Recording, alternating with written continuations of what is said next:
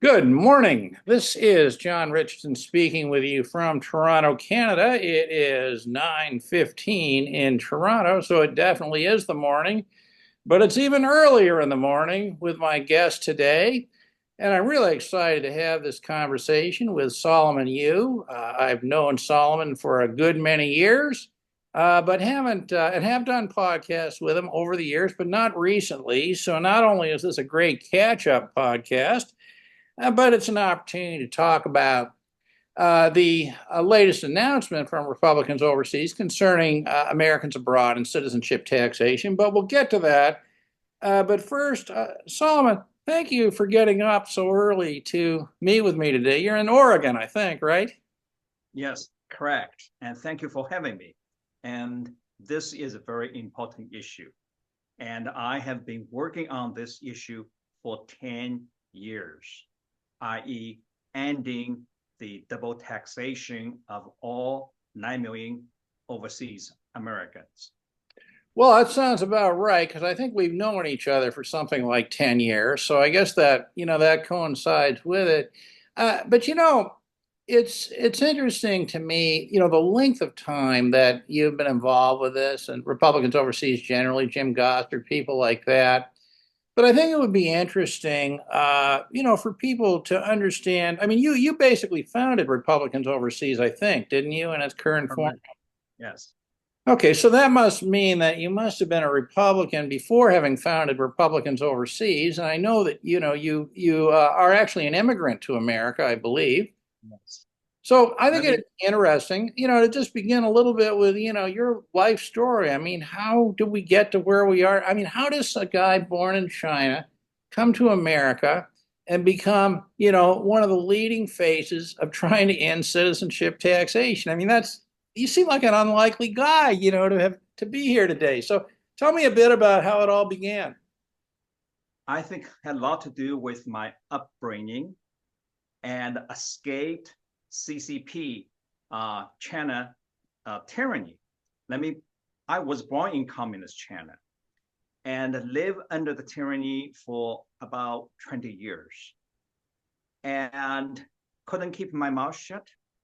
So my late grandfather and talked to his friend, Dr. Glenn Orts, and said, my parents were told if your son couldn't keep his mouth shut, we would make him disappear in the night, and you too have to pay for the bullet. Got them really scared. And so they reached out to my late grandfather in Hong Kong, and who was attending World Methodist Church Conference in Hawaii, and talked to his buddy, Dr. Glenn Orts. And so Glenn said, no problem. I'm going to get him a scholarship. And also I'm going to write to U.S. Consul General's office and get him a visa. Now, Glenn was a Democrat, and Glenn was U.S. ambassador to UNICEF under President Kennedy. So my Methodist church connection and my Democrat party connection paid off. Within 6 months, so I got my Chinese passport and U.S. visa, and I left China. I landed in Anchorage, Alaska on October 23rd, 1980. Now, that's a very important day for me. It was my liberation day, right? Isn't that And so for somebody escaped tyranny, found freedom in America, and realized what I need to do is start defending my newfound freedom. And so I got involved in Republican Party politics and got elected first time in 2000 as a Republican National Committeeman for Oregon. That was my title. And got re-elected again for 6 terms. Those are 4 years term. And so I just finished my 24-year service on the last day of our national convention this year in Milwaukee. Wow. So fast forward, since I got involved, one of my forte really is policy, and i.e. passing RNC resolution advocating a policy. And philosophically, I am a constitutionalist before I am a Republican. So when in 2014, and lots of overseas Americans complain about FATCA. And when I see FATCA, I see something is not just double taxation issue. Is not a reporting requirement or the burden of paying tax preparers and very expensive stuff like that. What I see two parts, constitutional violations. One is you guys, overseas Americans, have to report your assets. And in the States, we only have to report my earning on my bank accounts through 1099. So that was a privacy violation to begin with. And two, you overseas Americans being treated as second-class citizens. Now, that to me, those are problems for me as a person found freedom in America. So foremost, I realized if you got 9 million overseas Americans out there, and if we're going to represent them, we have to fight appeal FATCA. That's So how that I started. All right. So you identify the issue of having repealed FATCA. Now, can I ask you? Um, Now, I know that there was an older organization, Republicans Abroad, that I don't know a great deal about, but I gather that about this time that you sort of pulled in the reins and said, we're going to create Republicans overseas. Is that, as an organization, is that what happened? That's correct. The reason we did that was Republicans abroad closed their office. And so that is a gap. But at the same time, Republicans abroad is a club, a social club. They get together, talk about politics, have a meal, lunch, or dinner, whatever. It's a social gathering. And it's not a political organization advocating policies, advocating issues for 9 million overseas Americans.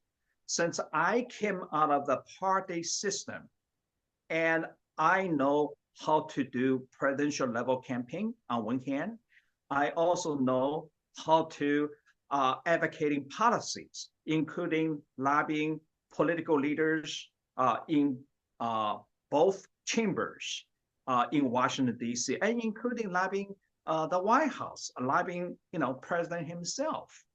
And so when I see this, I realized if we're going to represent Republicans in general, those are Republican voters abroad, and we have to carry water for that issue. In fact, that was the issue. So first thing I did, 2014, I authored and passed a RNC resolution in support of residency-based taxation. I realize citizenship-based taxation really is the cause. So I was very early on realized the fundamental problem right there. But in Washington, D.C., the reality is, one, lots of people will do lip service to you. And lots of people will tell you one thing and they do something else.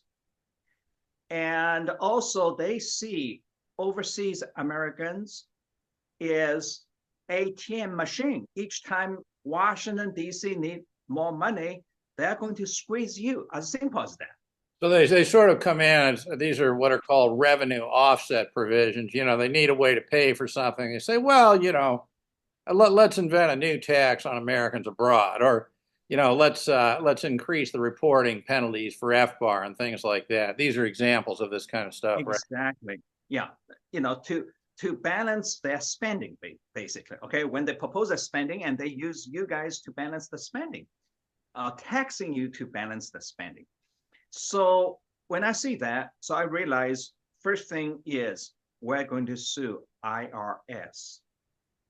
Okay, so Now, now Jim this, Bob, what you're referring to now, this would be was it 2012 or 2014? This is what was called the FATCA legal action lawsuit, correct? that's correct. 2015. Okay. 15. After I pass a RNC resolution, in a ideal world, when you pass a resolution, all my party leaders, because this is a national resolution, right? And would follow resolution principle, right? And we'll do something. Unfortunately, what I learned is that overseas Americans, they not vote for one thing, not too many of them, even though you got 9 million overseas Americans out there, but not everybody voting. That's one problem. And two, guess what DC respond to? Either you're a big donor or you got lots of votes and as a voting bloc. The problem again, most of the votes are not in one district, one congressional district or one senatorial district. And so your votes spread all over. So I realized my resolution passed is not that effective. You Right. can't really Well, let's hold the just politician explore. feet to the fire.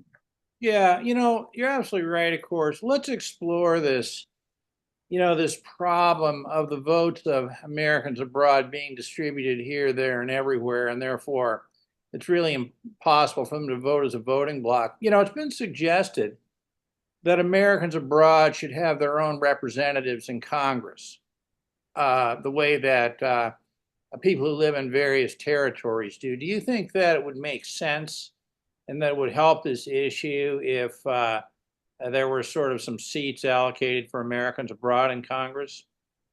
No, it's a I call French model.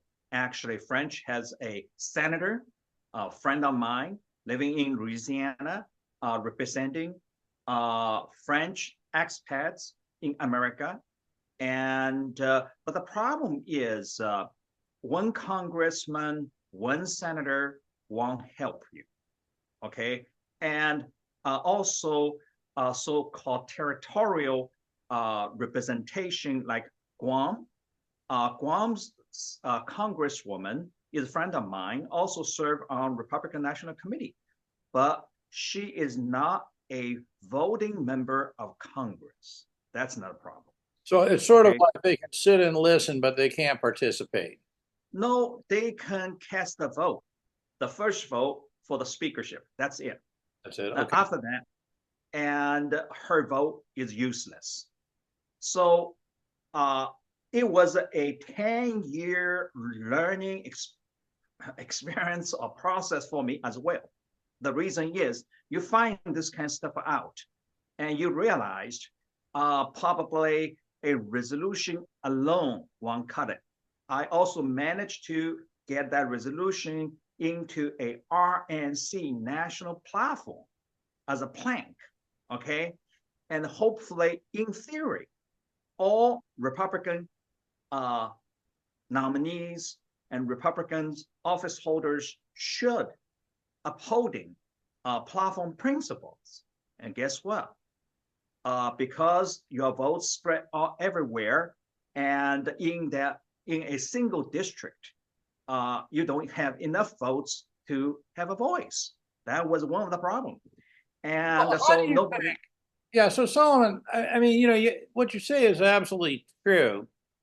So I'm wondering. I mean, I think it's tough being a U.S. citizen voting from abroad. I think it's really tough. I mean, how do you think they ought to think about their vote? I mean, there's all this pressure in social media, to get out, vote, vote, vote, vote, vote. What is it they're trying to do with their vote? I mean, do they Do they vote pretending that there are no citizenship taxation issues, that none of this matters? Or Well, what do they, I mean, there's that different kinds of people, but how do they think about this? uh, my advice to them is uh, that's how I started 2016. I went, we have 17 presidential candidates. I went to every single presidential candidates, talked to them about uh, ending double taxation. Okay. And the reason is when you reach a level of presidential politics, all overseas votes are concentrated on whatever the Democrat nominee or the Republican nominee, right? And at that point, you do have leverage. You can waste your leverage or you can use your leverage to do something. Okay. That's why I said it took me 10 years to get to where I am today. All right. Now, fast forward to platform FECA, RBT, residency-based taxation resolution didn't work, and become part of platform RNC platform, it didn't work. So we started lawsuit. And actually, we got seven plaintiffs. Senator Rand Paul was one of our seven plaintiffs. And we go through about 100 plaintiffs and wind up with seven, okay? And of course, you have to raise the money, and it was a very expensive lawsuit. Mm-hmm. And the problem was federal court decided all seven plaintiffs had no legal standing to sue IRS. What was the legal standing hold up? It was the fact IRS did not send any seven of them a threatening letter. If you don't do X, Y, Z, and we're going to seize your assets. So no legal standing. And take to the circuit court, and we got they overhauled a lower court ruling. Then take all the way to U.S. Supreme Court. They didn't want to hear, the case. So what the Supreme Court ruled, and this is just my memory of this, is that they would not hear the case specifically on the denial of standing, right? That's correct. Okay. So in other words, the case was never heard. It was, we're not going to let you hear the case because you're not allowed to bring the case, right? That's sort of in people talk. Yeah. No standing is the easiest way to defeat your opponent, basically. Hey, you don't have standing and, go away kind of situation. Right. Well, I think it's incredible that, that you kept it going and got as far as you did, because my memory of this is that, the time between the beginning of that, I remember it beginning with, you had a press conference in London, didn't you, in front of the U.S. Embassy? Mm-hmm. I actually remember seeing that in the media. Yeah, that was great. I mean, I know one of the people personally, standing there. But it was, this was what, 4 years? It'd take 4 years or so before the Supreme Court finally said, now we're. That's correct. It took 4 years, but at the same time, I usually run two tracks, okay? And the second track is a legislative track. So what we did was, do you remember Congressman Mark Meadows? Later, he became President Trump White House chief staff. Yeah, to the 2017 Meadows hearing. Sure. Yeah, I was there. Yeah. Right. And his subcommittee, Government Accountability, hold a hearing on FECA. And Jim Bob was one of the three witnesses testified, our lawyer himself, and others. You were there. We have a group picture. I saw you were in that picture too. And so FECA problem really got exposed, and all the legal issues got exposed. So the second track is working. As a result of his hearing, he decided to sponsor a bill to repeal FECA. And Senator Rand Paul, our plaintiff, one of the 7 plaintiffs, also decided. He learned the process as well. He realized, you know, how unfair the legal system was regarding our FECA lawsuit, right? And he decided to repeal FECA. But the problem is, again, and remember the gentleman, John McCain? Yeah. Senator John McCain hates overseas Americans. He considered all Americans, because you guys have foreign accounts. You guys are tax cheats, okay? And so when you have one senator block the bill, and the bill never have a chance because no politician wants to spend their political capital and to get the bill out of the committee and then got it killed in the Senate somewhere, right? And knowing you have a major opposition for FECA repeal bill. So Obama gave you guys FECA. It really FECA you, right? It was, And it was Senator change you can McCain, believe in. It was change you can believe in. that's correct. And you have less change in your pocket, actually, right? And plus violating your privacy right. And then Senator McCain and just double down and fact you as well, right? And so that's where we are. Now, fast forward to 2017. 2017, actually, we were part of Trump tax reform. And remember, I told you I shared that with all the candidates, presidential candidates, of the goal to end double taxation. Yes. Guess what? Running into how to pay for it. So I was willing to give up 9/11 tax deduction, okay? Because that time, if you own, you make 100,000 above for U.S. tax liability, first 100,000 exempt, then you still have to pay 20,000 on your tax, whatever. Let's say you make 120,000, right? And but overseas, 120,000 is poverty level, right? And you're not really making prices living. are so much higher. Because prices are so much higher, to be clear. That's correct. And so you wind up still pay 100% tax to the country you are working and residing. But meanwhile, what really is killing you is the tax preparation bill from your CPA for U.S. tax return. So that was the problem. We all recognize that. And so based on this, even though I offer to, forego so-called tax deduction and to end double taxation, so overseas Americans only have to pay tax where they earn a income. All right. So that was the idea started then during this part of tax reform. However, they couldn't score how much money we're really talking about saving, right, for the government. So we got left behind during that process. Time running out, and both House and Senate have to vote on the bill. We don't have the score in. Okay, that was the reason we were not part of it.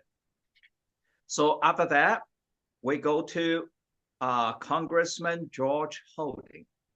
Same idea to end double taxation. Actually, if you remember, the bill he introduced, I had the honor to name it, called Tax Fairness for Americans Abroad Act. Yeah, no, I remember that very well. And that came out, sure, it was right at the end of 2018. I remember it very, very well. And right. I mean, it was a very, very decent first step in tax reform, no question. But Solomon, can I just ask you this? And I think this might be useful for clarification. Um, it's interesting to me that both today, right now, and in the announcement that we'll get to shortly, that we're using the phrase double taxation. And, a lot of Americans think they're not double taxed, but they are double taxed because, the very fact that the U.S. has citizenship taxation means that they're completely subject to tax in both countries, right? Which is the problem. Right. It may be that in some circumstances, they don't pay twice tax on the same income, but there's a lot of circumstances where they do. So, U.S. citizenship taxation really means double taxation, doesn't it? Totally, yes. And also, if I, may I use the example? If you want to know how I saw the idea, right? And if a English teacher working in Paris, very expensive city to live, and they pay her 120,000 a year, poverty level salary. Okay, and uh, now, even though first 100,000 exempt, Uncle Sam is not going to tax her. However, for the 20,000, she will be taxed. But in order to file the 20,000 tax return, actually file the entire tax return, is going to cost her more money for tax preparation than what she owes on the 20,000. So Yeah, that's the there's that problem, and there's the problem of very, very penalty laden reporting and that sort of stuff. I mean, let me put it this way. This is not a problem for Americans abroad who don't file the taxes. Of course, it's not a problem, right? But right. what's interesting about this is that it's one of these rare situations in life where it's a bigger problem for people who comply with the laws. That's correct. And the reason is if you are going to come back to the States and eventually, they catch up with you, right? And so from that, it is a issue. Okay. Now, since President was talking about no tax on tips, right? Think about no tax on tips is same kind of situation. Not lots of money, very burdensome to track. Lots of people are not reporting in the States, okay? And think about overseas Americans, okay? And if you really want to track, pay somebody to, do the reporting and the tax preparation, it's going to be very expensive. And so that got me thinking, I have another shot. I need to talk to the president and make sure everybody understand what's going on, including his campaign senior staff members and policy guys. Then to think about President Trump promised no tax on Social Security income. Guess what was that concept? Called double taxation. When you pay Uncle Sam tax when you're working, right? You paid already.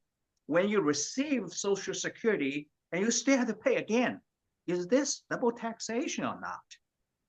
Well, a lot of people would see it that way, that's for sure. But I think what Right. all these things have in common, Solomon, is not so much the technicalities, but you talk about no tax on tips, the taxation of Social Security, the unfair taxation of Americans abroad. These are really issues that affect, it's an issue of fairness in relation to normal, middle Exactly. class, everyday people, right? Yeah. So I saw the president on the fairness side. Okay. And I also saw the concept. He is big on America first. America first really means Americans first, right? And so we spend billions now to help Ukraine, all right? And meanwhile, nobody helped overseas Americans. Nobody helped Social Security recipients, right? So that's how I got it. Ending double taxation of overseas Americans. Well, and That's this is really significant, Solomon, because all these years, right? There's just been sort of people crying in the wilderness, cries unheard, and what's interesting about this is, as far as I'm aware, I may be wrong, but as far as I'm aware, this is the first actual recognition of this as a problem from a presidential candidate and former president to boot. Am I right on that? That's totally right. And also, it's historical. I got involved in presidential politics since 1996, Bob Dole. Okay. And all those campaigns, this is the first campaign actually agree but this kind of statement. By the way, I had a conversation with President's campaign staff members. Guess what they told me? For this kind of policy issue, President Trump himself, have to review it, have to approve it, have to give you the language you can use. So the language I got, President Donald J. Trump supports ending double taxation of overseas Americans, period. That's what I got. So that language, supporting ending double taxation for overseas Americans, what that really is a recognition of the problems that the taxation of overseas Americans causes for Americans, right? That's sort of what it is. Recognition of unfairness, And actually. fair because right. of the fairness issue. Right. Yeah. So I think it's important here. I've been reading the social media comments after you're introducing this with your video a couple of days ago. And there's a lot of, well, we want specifics and we want this and we want that. And understandably, well, we've been promised things before. I'm not sure that's true exactly, but okay. But, I never promised anything. No presidential nominee from my party ever promised them anything. I think that's right. I think that's right. So I think it's important to be clear here on, because people say, well, what does this mean for me? All right. So I'm going to suggest that what it means, and then I invite you to add, is that, well, for the first time that I'm aware of, we have a presidential candidate who's aware of this as an issue, sees it as an issue of fairness, and is willing to think about it and hopefully do something to rectify this unfairness. Is that accurate? Not only accurate, I would take one more step further. Okay. As you know, I supported President Trump since 2016. I fought for his nomination because there are two attempts to hijack his nomination. I fought them off. You have to ask why. First time in 2016, I realized he is a different kind of candidate. To begin with, he was not a part of the swamp or part of DC creature. Say one thing and do something else. That to me is very important because remember, I am a constitutionalist foremost. That means first constitutional principle says the consent of the governed. Consent of the governed concept go like this. I'm a candidate for president. I made lots of campaign promises and got your vote and got elected. So I got the consent. And meanwhile, for next 4 years, how I govern really is important because to restore this constitutional principle, you have to deliver on your campaign promises. And during Trump's 4 years, he did that. So that's something I realized if I can get him agree to a position, policy position for overseas Americans, which is ending double taxation. I can count him to deliver as next Trump tax reform package, and will be part of no tax on tips, no tax on Social Security income. And the other thing is, when the White House wants something, two shops working together, the political shop and the legislative policy shop working together, and also working with House Ways Means Committee and Senate Finance Committee. Now, guess what? That's totally different program. It's not like Holdings bill standing alone. That's one. Very easy get killed or never see the never come out of the committee, right? And not like one single senator could shoot down the whole thing, because he gets elected, he would have a mandate to do tax reform, right? When he has that mandate, not a single senator, not a single congressman can kill that mandate or can kill the tax reform package. But on the other hand, there will be variation, and how much I want is going to be there. In an ideal world, since you only pay tax where you receive or earn an income, that means you don't pay Uncle Sam if you don't have U.S. income. You don't pay Uncle Sam because you have no U.S. income. It also means you don't have to pay for expensive tax preparation. Well, basically, so it ends the current situation where U.S. citizens are supposed to pay U.S. citizens who don't live in the United States are supposed to be paying the U.S. tax on income they earn outside the United States, right? That's what it really does, exactly right? That.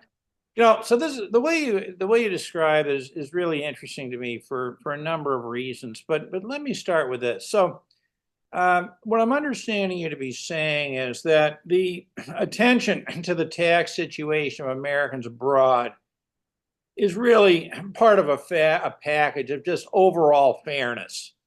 Here, let's have some fairness proposals, to get rid of some of this unfairness. So that's good. Second thing that I think is interesting about this, because I can imagine, listeners to this or commentators would say, well, what does it matter what President Trump thinks? He doesn't make the laws and, all this sort of stuff. But I would point out that a very large part of U.S. tax laws through Treasury regulations, which are completely under the control of the president, either directly or indirectly. And there's no doubt in my mind that a future President Trump could change this by regulation in the way that, a few years ago, Laura Snyder, Karen Alpert, and I wrote a paper called A Regulatory Fix for Citizenship Taxation that outlines exactly how to do that, right? Right. So, I mean, this actually opens the door, I think, to this be achievable because it's an endorsement from the president, okay, Right. achievable on a level that has never really been possible before, right? No. I talk about my experience for last 10 years, what I have done. And one piece was missing. I didn't have President Trump 2017 get behind what I tried to accomplish. And Congressman Holding did not have President Trump to get it behind. Well, and he also didn't have a package of necessary tax reform coming up either, right? That's correct. And I we mean, missed that point out, it's hard to get we missed a standalone we score the point, and we couldn't score the reform for overseas Americans, how much will it cost. Right. So, I mean, this is very good very, very good, very positive, and very interesting news uh, for Americans abroad. But I think it's important to manage expectations here. And again, sort of, again, what this is uh, the president, the president's ear, the president's attention, the president's understanding that this is an issue of fairness that should be rectified. That's a different thing from precisely how, whether through legislation, regulation, or whatever. But you would agree with me, I think, Solomon, that the first step in getting anything done is to, well, want to get it done, right? Yes, a desire to get it done at a presidential level. So, I mean, I think that's really, really helpful, and I think that's good news. And I hope that people understand both the potential tempered by the limitations as of today on this. But I mean, this is really key stuff. And Solomon, I mean, I've known you for years, and I know how hard you've worked on a lot of this stuff. Because I mean, we've done presentations, and I think London, Greece, and Yes. various places together on this issue. So I mean, I know how committed you've been to this, and I certainly thank you personally and generally on behalf of Americans abroad or overseas Americans or whatever you want to call them for your tenacious focus on this. And so this is great. I am excited. Well, I think you should be. I mean, I think that this is, it's funny from an outside point of view, people may think, so what? But I mean, this is a major achievement. Where we go from it. In many ways, I think this is the best chance of going anywhere, because of where the energy is coming from, right? Yeah, and also think about this, right? You were right about double taxation uh, is a constitutional issue as far as I'm concerned, because overseas Americans being treated as second-class citizens. Oh, no That's about it. question about it. Absolutely no question about it. So I mean, there may be, as Laura Snyder has written a lot of essays on this. I mean, there may be, and probably are, equal protection issues at stake here Yes, as well, because I mean, not only are Americans abroad taxed, but they're actually taxed more punitively. right. Specifically because they live abroad, and that doesn't even include the reporting requirements. But as we sort of come to an end today, I really appreciate your work and dedication and achievements as sort of head Thank you. of Republicans overseas. So I thank you for that. But I think there have been other people who've been heavily involved in this, and I think it'd be really good maybe to give a shout out to some of them as well. Yeah, I mean, who are the people involved in the original federal legal action lawsuit? There was Stephen Kish, Donnelly Nelson, right, some of the other ones, Mark Crawford, right, others, and others. And then I think in the Republicans overseas sort of group, there's certainly been Jim Gossard, Mark Zell, yeah, Kim Kettler Paddock. right. They're just ones I can think of, et cetera. So it's been a lot of people, I think, doing what they think are small things, but turn out to be big things in maybe a small way. I mean, I think it's the focus, and somehow as we come to an end here, I'm reminded of, I think this comes from the Marines, the difficult we do today, the impossible takes a bit longer. Is that what the saying is? Totally. Yeah. And it took 10 years. When I finally got that statement from President Trump, I realized it had been 10 years. On our website, on Republicans Overseas website, our mission statement, two parts to our mission statement. One is keep Republican voters abroad politically informed. And second part of mission is bring their concerns to Washington, D.C. political leaders and specifically our presidential candidates, not even nominee, okay, candidates to educate those guys. Now, guess what? We got a nominee issue a statement who happened to be a former president and got a track record to deliver. All this is true. Well, and you know, I mean, let's see where this goes. I mean, we're down to what I guess a month before the election, but regardless, what's significant here is that this is the first time that this important issue has been acknowledged on that level. And that is an achievement, a reality, regardless of what happens going forward. You would agree? Totally. And also you will see Trump campaign surrogate uh, also speaking up, Dr. Carson, former HUD secretary and the current campaign surrogate, already out there, tape the message for us. We put on our own Facebook as well as our own website. So when this kind of stuff coming out, you realize the entire campaign, president himself, including his surrogates, and understand this is an important issue. Like you said, it's a recognition, unfairness of double taxation. And an important initiative for all Americans, regardless of political party. Yeah, totally. Colin, this has been fantastic. I really enjoyed connecting with you today over Zoom. We haven't talked for a while, and I thank you, and not only for your great work, but for getting up so early to have this discussion with me. And I think it's important where people would find ongoing discussion of this. So there's the republicansoverseas.com website, right? Correct. And we have a Facebook as well. And I am being pretty it because I have 200,000 followers. And so it's out there already. Okay, that's great. And I think that I believe that there's a Twitter handle for Republicans Overseas Tax. I think it's Rep Overseas Tax.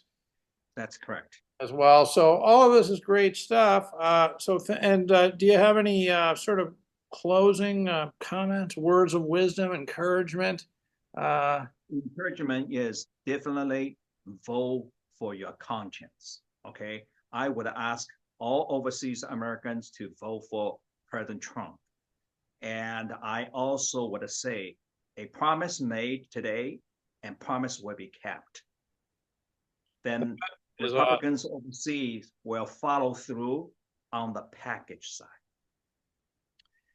Well, that's excellent, and specifically the recognition of the unfairness. I mean, this is just unprecedented. The recognition. Yeah, it's exciting. You know, that's really why it's really exciting. You know, 10 years hard work and lots of trials and failures. Finally, we got where we should be. Well, we're still on the road. We're still on the road, but we're on the right road in the right direction. Sound good? Sounds okay. Very good. Thank you. Thank you so much, Solomon. Bye-bye.